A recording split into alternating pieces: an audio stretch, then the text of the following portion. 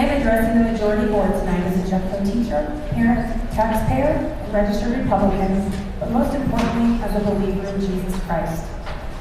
As I read information about you on your website, you claim that you not only value education, but your faith. Yet every decision you have made appears to be about your own political agendas. I am personally offended by how you are representing this school district and Christians by your politically driven decision-making and un-Christ-like behavior.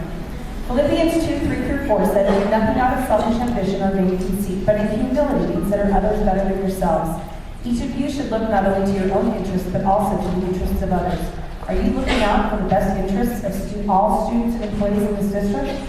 I challenge you tonight to stand up. Stand up, Mr. Witt, for funding the lack of technology and resources in schools that are needed to support 21st century skills.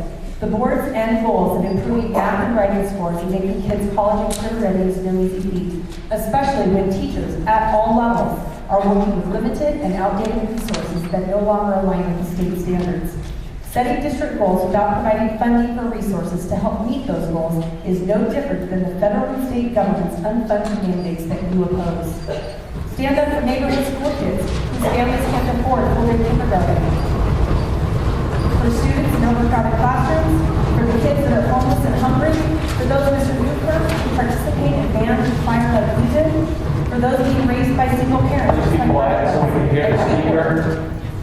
Mrs. Williams, just like I was in Newark, whose parents cannot volunteer in a classroom or help one to do homework because they must work. Stand up for neighborhood school teachers who work to make their students career and college ready but struggle to afford to send their own children to college.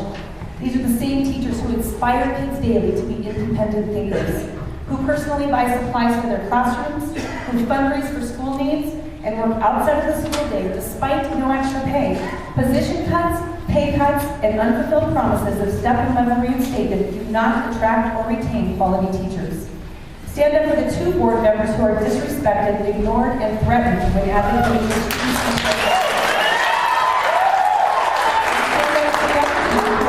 who are hardly ever allowed to speak for fear they will say something that is not in line with your political agenda, Mr. Witt.